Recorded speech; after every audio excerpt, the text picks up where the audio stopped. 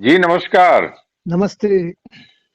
हम बातचीत कर रहे हैं कवि लेखक आलोचक डॉक्टर गोपाल किशोर सक्सेना जी के साथ दिल्ली से। अभी तक जो आप जो कुछ भी देख रहे हैं हम लोग मनोवैज्ञानिक पक्ष भी देख रहे हैं, समाज का देख रहे हैं और उसमें एक उदाहरण स्वरूप हम लोग आईआईटीएन अभय सिंह को लेकर के उनको देखते हैं, क्योंकि जिस तरह से उनके बहुरूपिया उनका स्वरूप या रूप तो नहीं कहा जा सकता, लेकिन कुछ कुछ ऐसा लगता है।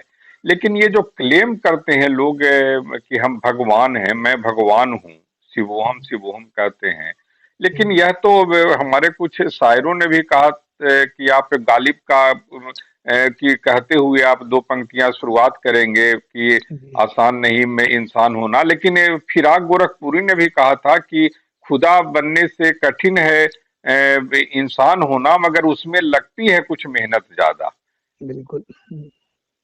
जी, मैंने फिराक या फिर गालिब ने दोनों में से किसी ने कहा है इस तरह जी का जी कि जी जी जी जी जी। जी, ये इंसान बनने में मेहनत ज्यादा लगती है। हाँ, तो स्टेजेस है। आप क्लेम करते हैं मैं इस तरह की बात जी तो आप क्लेम इंसान बनने का क्यों नहीं करते हैं कि पहले जी बेहतर इंसान बने, उसके ही इतने सारे आयाम हैं, बेहतर इंसान के इतने सारे आयाम डायमेंशन हैं। हम खुदा हम्म, और ईश्वर की बात तो बाद में कर लेंगे, पहले इंसान जी और इंसानियत की बात करें। जी जी। चलिए फिर निर्भय जी, भक्ति काल के दो पद में आपसे इस संदर्भ में कहता हूँ। बात फलसफे की है, दर्शन की है और मनुष्य की स्टेजेस की है, आदमी के। तो अविगत गति कछु समझ न आवे, विनय पत्रिका में तुलसी कहते हैं। अविगत गति कछु समझ न आवे, ज्यों गूंगे मीठे फल को अंतर्गत ही भावे।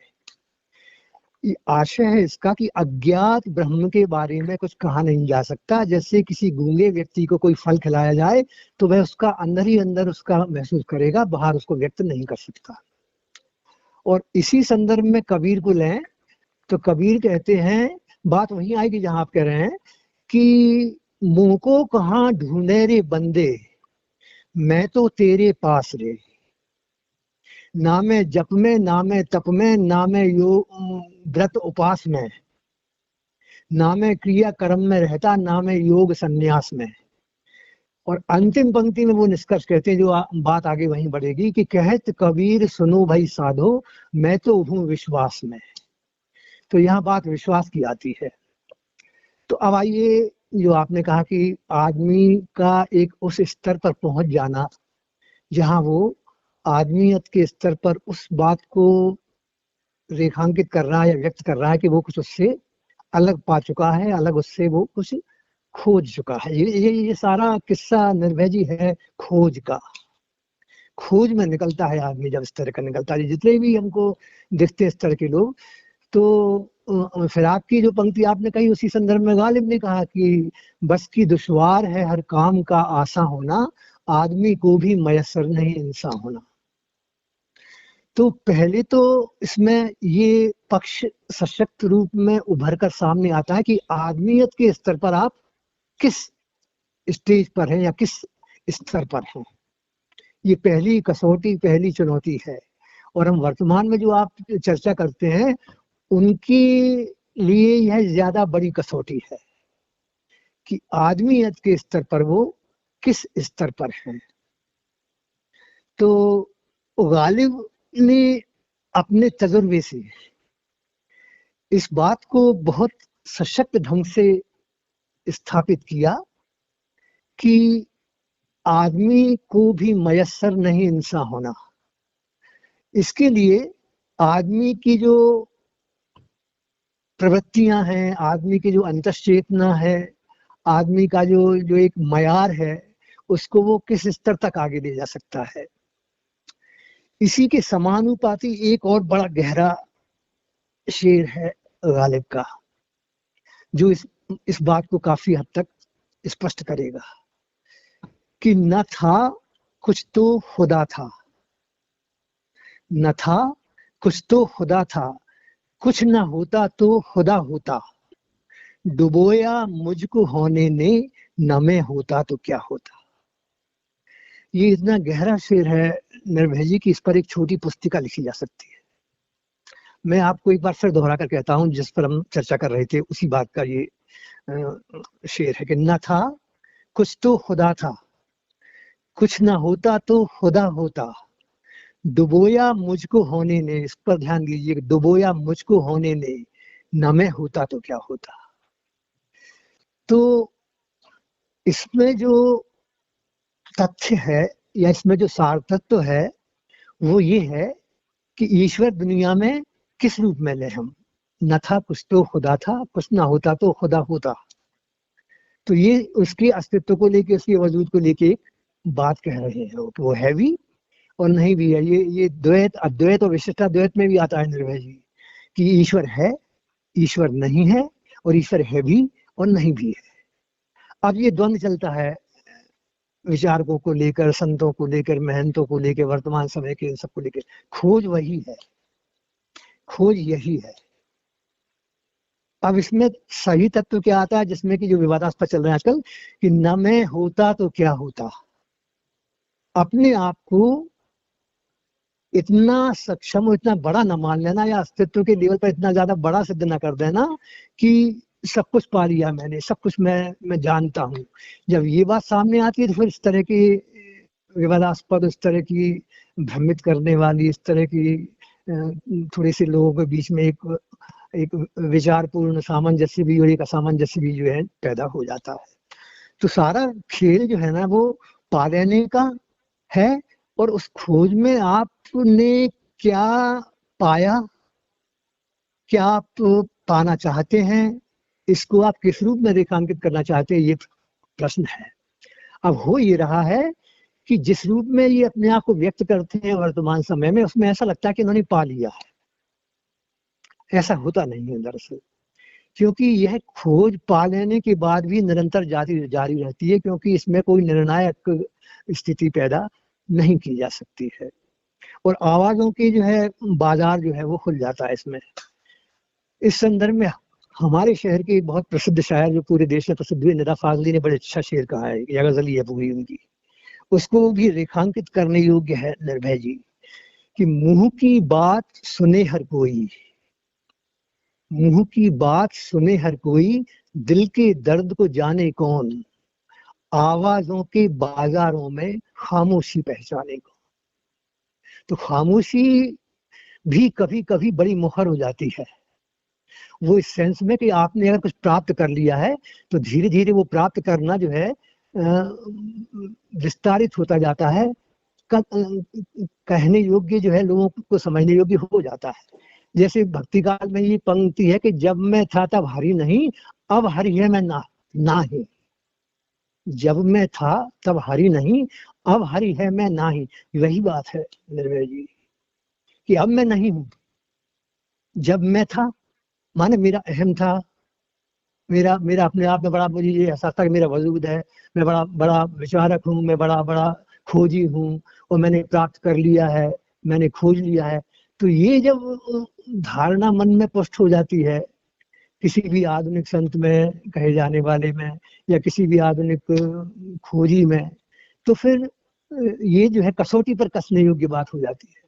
और जब वो बात सार्वजनिक होती है तो बहुत सारे भ्रम, बहुत सारे अंतर्द्वंद, बहुत सारे ऊहापोह शुरू हो जाते हैं। तो सबसे पहले तो इनको ये बोध होना चाहिए कि मैं का बोध जो है ना वो ना रहे, तब जो है उस सार तत्व को या उस स्थिति को पाने की स्थिति आ सकती है। जी, एक ही समय में ये कहते हैं कि मैं शिव अवतार हूँ, एक ही उसके बाद कहते हैं मैं कृष्ण अवतार हूँ, मैं कल्कि अवतार हूँ।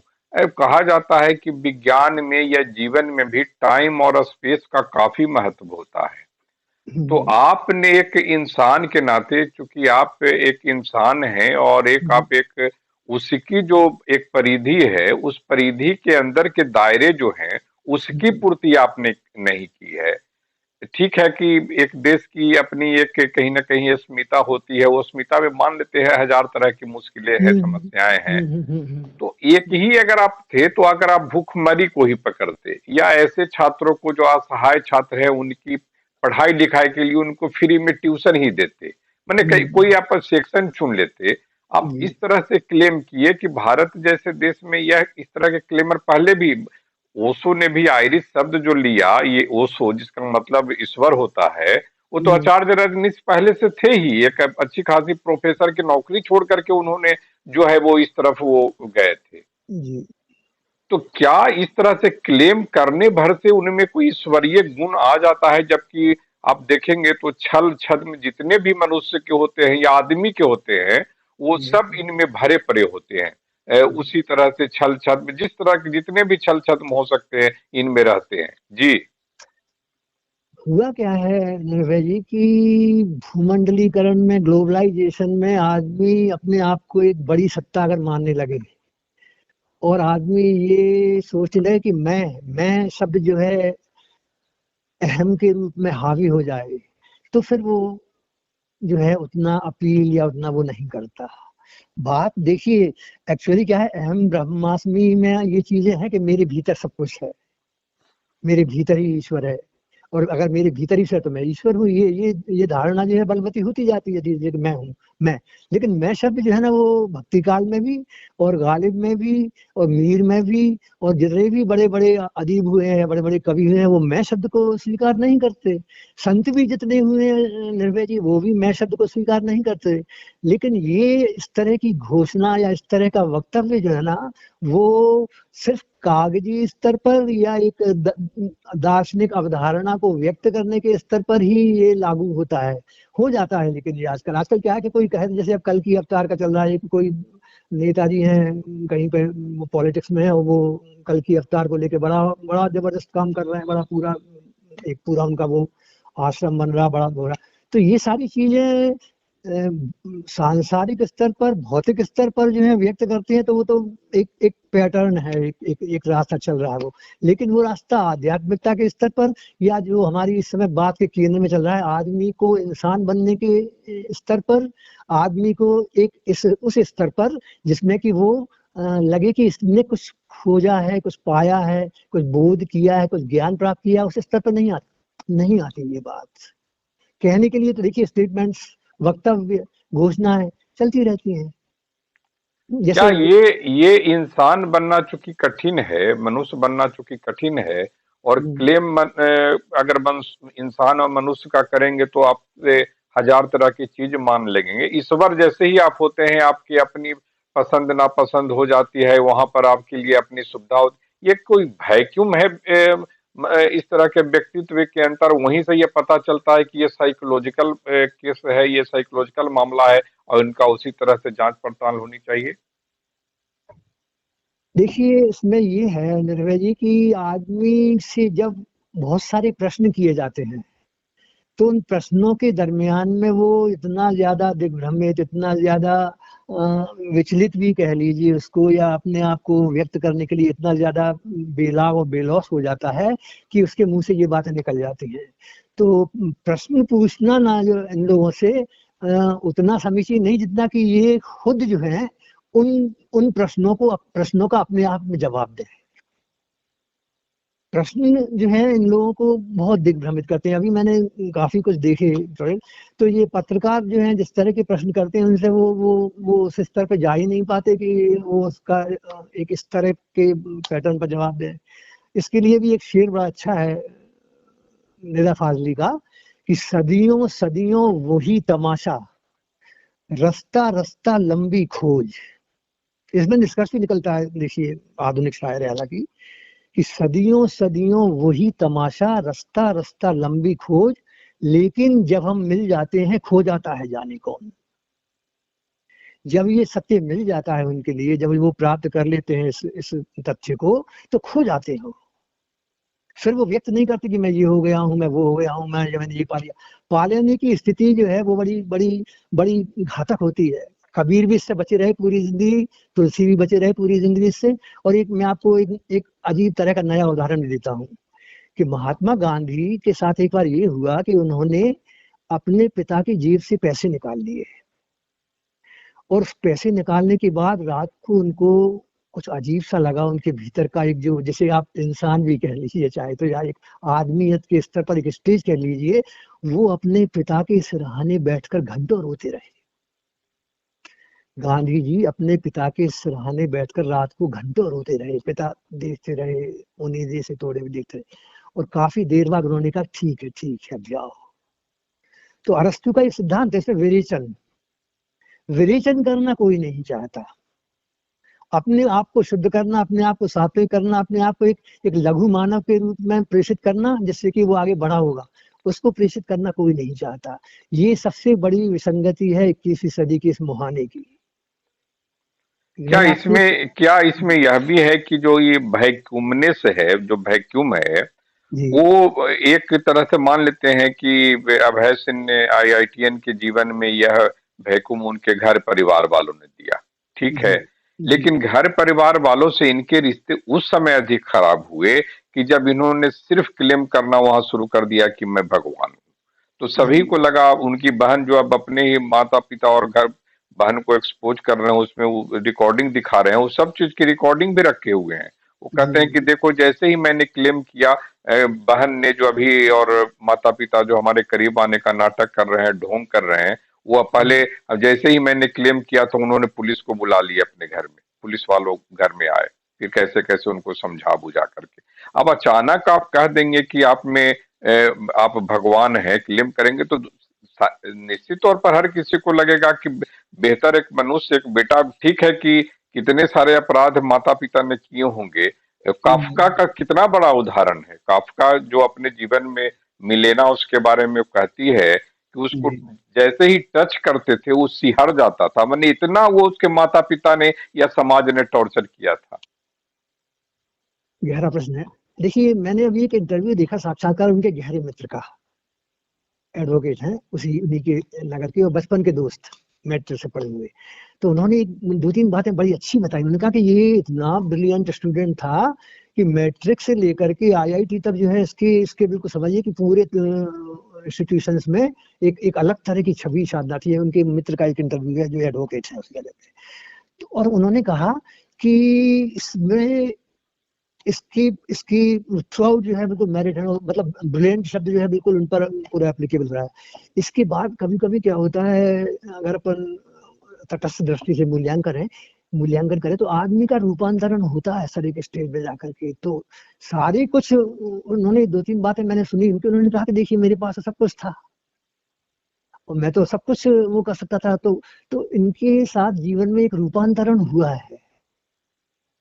रूपांतरण के लिए क्या होता है, जिंदगी में कुछ ऐसी सशक्त मोड़ आते हैं, जिंदगी में कुछ ऐसी घटित होता है जिसमें कि आदमी ऐसा निर्णय लेता है जिस जिस निर्णय को एक तबके द्वारा पचा लेना, और एक तबके द्वारा स्वीकार कर लेना, और एक तबके द्वारा किसी भी रूप में लेना, ये जो है बड़ा बड़ा बड़ा अजीब सा प्रश्न हो जाता है। तो ये जब ज्यादा गहराई में जाए तो इनका ये रूपांतरण जो है ना, वो काफी विलक्षण या अद्भुत लगता है। क्योंकि कनाडा का प्रवास, और इन्होंने एक साल कोचिंग भी की फिजिक्स की, 90%, 95, 98 से उनके ऊपर भी आए पूरे एकेडमिक कैरियर में और आईआईटी में। तो इतना सब कुछ पा लेने के बाद एकदम से जो रूपांतरण हुआ, इसको इसको हम बहुत ज्यादा वो नहीं कर सकते कि इस पे अपन ज्यादा, क्योंकि रूपांतरण तो होता है आदमी की जिंदगी में। कई सारे लोग निर्वासन लेते हैं घर से। दूसरा इसमें ये भी चीज चल जाता है, सांसारिकता से विरक्त होने की कोशिश करना, माया मोह से हट जाना। परिवार भी जो है, कई ऐसे उदाहरण मिलते हैं, आप बुद्ध से लेकर के और कई सिद्धार्थ से लेकर के कई लोग, जैन धर्म में भी हुआ ये सब। तो बैठो, तो ये सारी विरक्ति और ये रूपांतरण तो निर्भय जी हम एकदम से किसी व्यक्ति में को लेके आरोपित नहीं कर सकते कि उसने ऐसा क्यों किया। ये आया आया उसके जीवन में एक मोड़, ऐसा मोड़ जिसने कि उसके जीवन की पूरी दिशा ही बदल दी। तो ये तो जो है होता है निर्भय जी में, हम नहीं, जब ज्यादा इसी को इस ऐसे इसको क्या समझा जा सकता है कि ये वैक्यूमनेस जो है, क्या माता पिता ने उसके लिए स्पेस बहुत ज्यादा दे दिया। ठीक है कि वहां पर ये इनके बाल्यकाल या फिर जो भी इनके माता पिता से संबंध, तो ये सिर्फ उदाहरण नहीं है। ये देश में, भारत जैसे देश में करोड़ों करोड़ ऐसे उदाहरण आपको मिलेंगे कि माता पिता और पुत्र के बीच की जो पैदाइशी जो प्रक्रिया है, उसमें सबसे पहले अवचेतन की मौजूदगी वहां रहती है। दोनों में से कोई एक दूसरे को समझने को मैंने ताउम्र इसकी स्थिति में नहीं होते हैं। ऐसी मैंने स्थिति है ये मनुष्य मानवीय प्रक्रिया की। एक ये हो गया, क्या समाज के माध्यम से और तीसरा, क्या इनके पास ब्रिलियंसी या ब्रिलियंसी जितना भी रही हो, जो इसमें आप बता रहे हैं कि ये टॉपर भी रहे, क्या वो आउट ऑफ कंट्रोल हो गया कि मैं ही सब कुछ हूं, क्योंकि 99.9% आ रहे हैं जी या हाँ, 90.9, वो उसने इनके जो आप रूपांतरण कर रहे हैं उन्होंने आउट ऑफ कंट्रोल कर दिया कि नहीं अब जो है मैं सर्वोपरि हो गया, सर्वज्ञानी हो गया। क्या इस ये सभी एक साथ मिल गए, सभी घटना एक साथ मिल गए, और चूंकि मानवीय उन्नसों से आपकी गुजरती हुई जिंदगी है, सब आपस में टकरा करके इनके व्यक्तित्व को एक तरह से कहा जा सकता है कि डिस्टर्ब के दिशा की ओर लेके चला गया। जी जी। तो देखिए, मैं आपसे ये कहना चाहता हूँ निर्भय जी कि आदमी की जिंदगी में बहुत सारे इनको बना करिएगा इस शब्द टर्निंग पॉइंट्स, या इसको हिंदी में और कहते हैं मोड़। आपने कहा निदा फाजली को ही उनकी एक दो पंक्ति है कि जरूरी नहीं कि हर एक महफिल में बैठूं, हाँ, जरूरी नहीं कि हर एक महफिल में बैठूं, बड़ी सहो की बीमारी से बचिए। देखिए, है व्यू, है व्यू, है व्यूज, है व्यूज है सर। बिल्कुल बिल्कुल चलता है कि ये नए मिजाज का शहर है, जरा फासले से मिला करो, फासले से मिलना चाहिए। तो बहुत सारी चीजें हैं इसमें। तो लेकिन मैं आपसे इस बारे में ये कहना चाहता हूँ कि आदमी की जिंदगी में जब वैचारिक द्वंद, आदमी की जिंदगी में जब अपनी जिंदगी को लेकर के एक बिल्कुल अनूठा, अजीब सा दर्शन से भरा हुआ, किसी धारणा से भरा हुआ मोड़ जब आता है ना, तो यही स्थिति आती है जो इनकी जिंदगी में आई। तो अभी जो है ना, इस मोड़ से जो है कुछ सुस्त कदम चल रहे हैं, कुछ तेज कदम चल रहे हैं। लेकिन अभी अभी वो देखिए, उन्होंने शायद एक नया स्टेटमेंट ये भी आया कि वो एक कोऑर्डिनेट कर रहे हैं लोगों के लिए, सब मूवी बनाने वाले हैं, कोई सा किसी को उसको नाम दे करके। तो अभी जो है ये यात्रा का शुभारंभ है, और इस यात्रा में जो है किसी धार्मिक स्थान पर बहुत सारी बातों को लेकर के जो जो उहापोह की स्थिति और अनिर्णय की स्थिति, और जो जो एक अजीब सा वातावरण पूरा बन गया है, उसमें जो है एक ठहराव सा, एक अनिश्चय की स्थिति सी वो आ गई है। तो निर्णय की स्थिति अभी नहीं आई। निर्णय की स्थिति तो आती है जब आदमी की यात्रा, अभी यात्रा का शुभारंभ है, अभी यात्रा में बहुत सारे मोड़ आने और भी मोड़ आने हैं, ना जाने क्या होगा। लेकिन अभी जो है ना, बातें, आवाजों के बाजारों में खामोशी पहचाने कौन, ये वाली कैफियत चल रही है। अभी आवाजों का बाजार खुला हुआ है पूरा, और उसमें जो है खामोशी, क्योंकि खामोशी की भी अपनी एक, मौन की भी अपनी एक वो होती है भाषा। क्योंकि ज्यादा अपने आप को अगर आरोपित करेंगे, मुखर करेंगे, स्टेटमेंट्स देंगे, वक्तव्य देंगे, तो उसमें भटकाव शुरू हो जाएगा निर्भय जी। भटकाव ज्यादा ज्यादा हमेशा बातों, लफ्जों से निपटनी थी तो कब की निपट जाती, पेचीदा पहेली है बातों से ना हल होगी। लफ्जों से निपटनी थी तो कब की निपट जाती, पेचीदा पहेली है बातों से क्या हल, बातों से चीजें हल नहीं होती निर्भय जी। डिस्कशन करने योग्य भी नहीं है ये चीज है। इसलिए भक्ति काल में जो है मन ही मन रही है, समझ ही मन रही है, ये तथ्य दिया तुलसी ने विनय पत्रिका में। और कबीर भी यही कहते हैं। कबीर तो कभी कभी उलटबासी भी कह देते, इसमें बरसे कमल भीगे पानी, एक अचम्मा देखा रे भाई, ठाड़ा सिंह चरावे गाई। ये चरम उत्कर्ष है उसका, दर्शन का, ईश्वर प्राप्ति का कह लीजिए चाहे। तो अभी क्या है, अभी जो है आवाजों का बाजार खुला हुआ है, उसमें बहुत सारी भ्रांतियां, बहुत सारे मत सम्मति सब निकल रहे हैं। लेकिन अभी तो बहुत सारी स्टेजेस पार करनी है।